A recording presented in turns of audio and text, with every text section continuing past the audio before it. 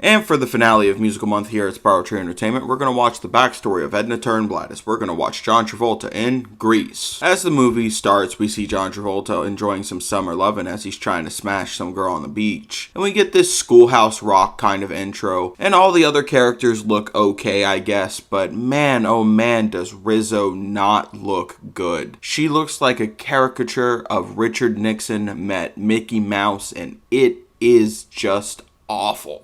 We then see John Travolta and a bunch of grown men bully this poor kid in a suit and glasses, but honestly, he should have known better. He was walking past the Thunderbirds. He knew he wasn't going to have a good time. And after hearing the Pink Ladies talk and the Thunderbirds talk, I'm on the firm conclusion that I hate everyone in this movie. I can't stand a single moment of dialogue in this movie. Why do people like this movie? I want you to tell me down below in the comments why you like this movie so I can reply to you why you're wrong and why this movie is bad. And then we start the first song of the musical, Summer Lovin'. And the Pink Ladies and the girls are just having this romantic kind of talk where all 5 of the girls are kind of uninterested but supportive about Sandy's new relationship, while all the Thunderbirds and dudes are worried if Danny got into her pants. And one dude up here is like, did she put up a fight? And it's the quintessential line that it makes the 70s and 80s movies of your childhood, boomers, so problematic. And it's another ding in the reason why this movie is not good. And I'm going to go more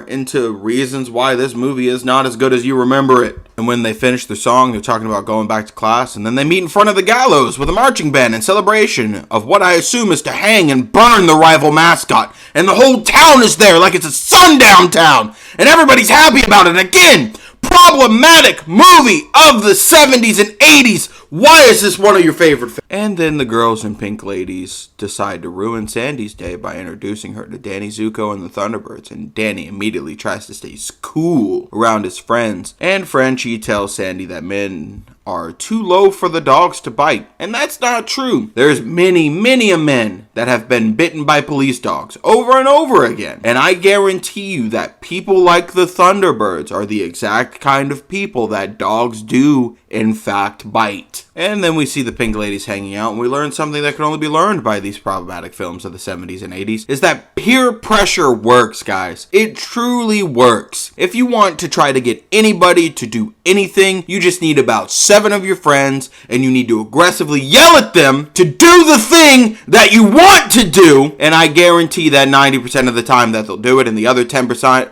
of the time, I'm sorry, you're gonna fight, you're gonna have a bad time. But that 90%, that's a good success rate. That's a really good success rate. And then Danny and the T-Birds separate, and Rizzo's going to do whatever Rizzo was going to do with Kenickie in this godforsaken musical. And we approach the next song, and I do not care about this song. It's so generic, even for the 70s, that I can't even be bothered to talk about it. So I'm going to talk about something way more important here. Do you have a bunch of minor problems that are getting in your way? Are you suffering from acne? Do you have friends trying to peer pressure you into doing things that you don't want to do? I have a very simple solution for you here today. Just ignore it. That's how you deal with all of life's minor problems. Are you being harassed by bullies at school? Ignore it. Do you have an annoying woman sitting in the backseat of your car that's going to do nothing but cause problems for the rest of your life? Just ignore it.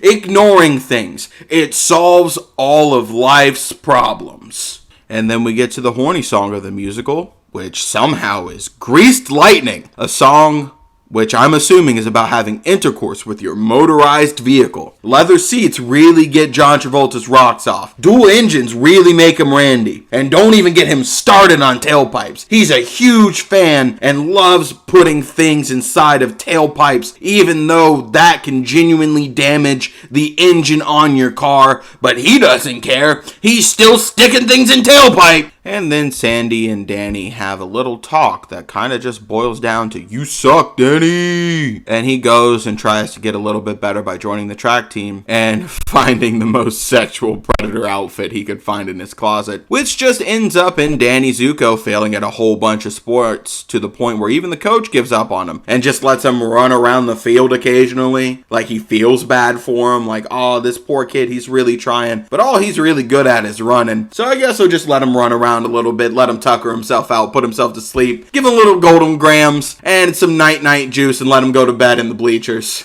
And after we leave the track, everyone just kind of meets up collectively at the diner and we see all the characters and their little relationships, but none of them matters because Frenchie's having a problem. A problem so important that she apparently gets her own song. A song that, even though I've seen this movie like 5 or 6 times, and I'm currently watching this movie as I'm writing the script, I do not remember for the life of me. And who can blame me? Because nobody in this world actually cares about Frenchie. You're telling me that the many times that you have all seen Grease, you actually care about Frenchie, the character. Because not even the movie cares about Frenchie. Her whole song is how much of a failure she is that she can't even pass beauty school, and even her guardian angel believes in her so little that she's deemed to be lower than your average fast food worker employee. So congratulations, she's just been hired as an Amazon manager and you will see her the next time you go to a fulfillment center. Good job! And then they're all there at the dance with insert famous person here, and they're all dancing and having a good time, but all I can focus on is this poor parent chaperone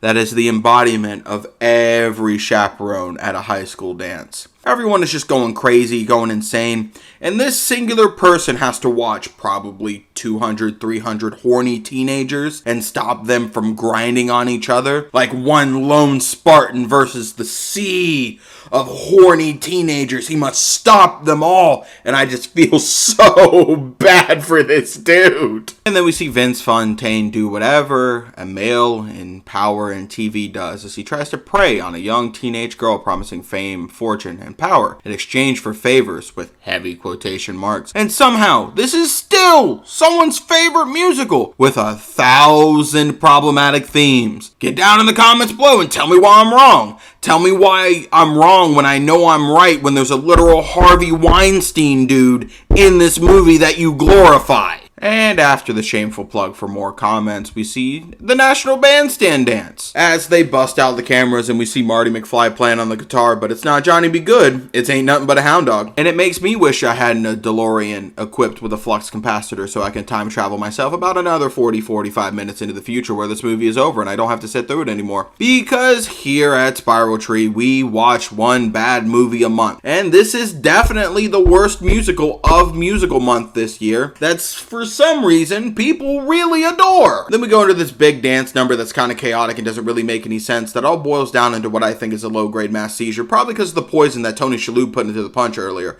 Because yeah, they did get Emmy award-winning actor Tony Shalhoub to play one of the T-Birds because there is no way that is a child and not a man who is actually named Adrian Monk that suffers from OCD. And at the drive-in, Danny proceeds to beat Sandy in her collarbone and then realizing, I probably shouldn't have hit her that hard, pulls his ring off and gives it to her for some semblance of feeling bad about the situation. But Sandy just thinks, oh man, he respects me, he loves me. Girl, no, you need to leave! You need to get out of there quickly. There's no future here with any of the T-Birds. They're not going anywhere. They're all failures from the 1950s society. That means in like 20, 30 years from now, he's going to end up in prison and you're going to be all alone taking care of like 3 or 4 kids. You're obviously some high-end socialite from Australia. Don't throw your life away for some below-average you-know-what.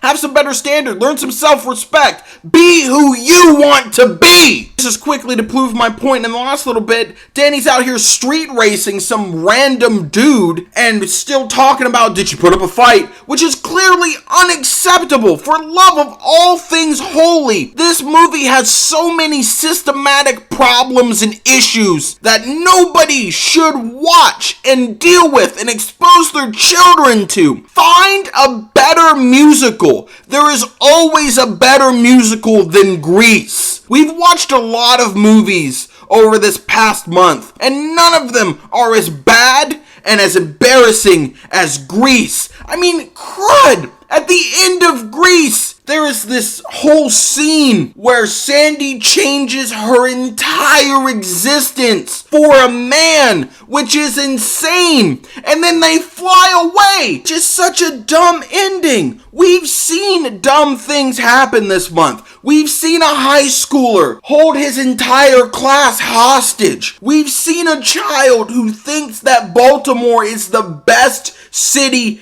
in the world. And we've seen P.T. Barnum try to steal precious Hugh Jackman in a time loop. But all of them are not as problematic as watching 2 children try to fly into the Heaviside Lair. And this has been Spiral Tree Entertainment. We've watched Grease, which is a bad musical, and next week we're gonna watch a real movie that everybody loves. And I'll be here next week, and so shall you. I'll see you next time.